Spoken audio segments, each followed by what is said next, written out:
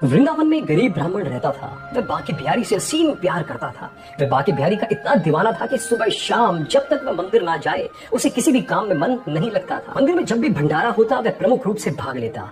एक दिन ब्राह्मण की बेटी की शादी तय हो गई और जिस दिन ब्राह्मण की बेटी की शादी तय हुई उसी दिन ब्राह्मण की बांके बिहारी के मंदिर में भी ड्यूटी लग गई।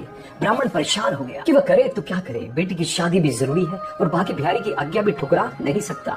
ब्राह्मण ने सोचा कि अगर यह बात वह अपनी पत्नी से बताएगा तो उसकी पत्नी नाराज हो जाएगी। वह कहेगी कि कोई क्या अपनी बेटी की शादी भी छोड़ता है। एक दिन अगर तुम भंडारे में नहीं जाओगे तो भंडारा रुक तो नहीं जाएगा ना, कोई और संभाल लेगा, लेकिन बेटी की शादी दोबारा तो नहीं होगी।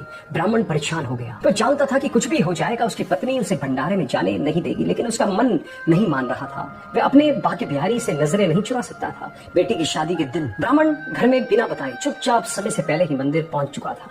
मंदिर में जाकर प्यार से सबको भंडारा खिलाया और शाम होते ही जल्दी से घर वापस पहुंचा क्योंकि बेटी की शादी में भी पहुंचना था। लेकिन ब्राह्मण को पहुंचते पहुंचते देर हो चुकी थी और बिटिया की शादी होकर बिटिया की विदाई भी हो चुकी थी।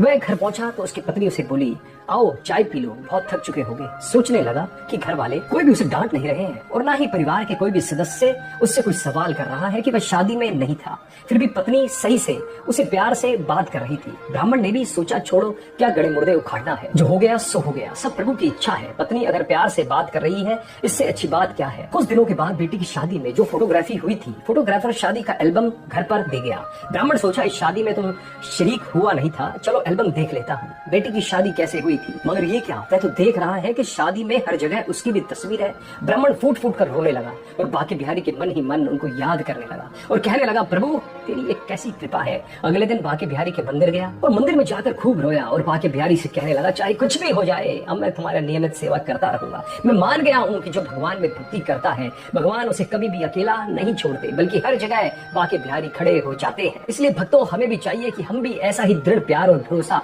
अपने भगवान, अपने परमपिता परमेश्वर और गुरु पर रखें। भगवान हमें कभी भी गलत नहीं करने देते।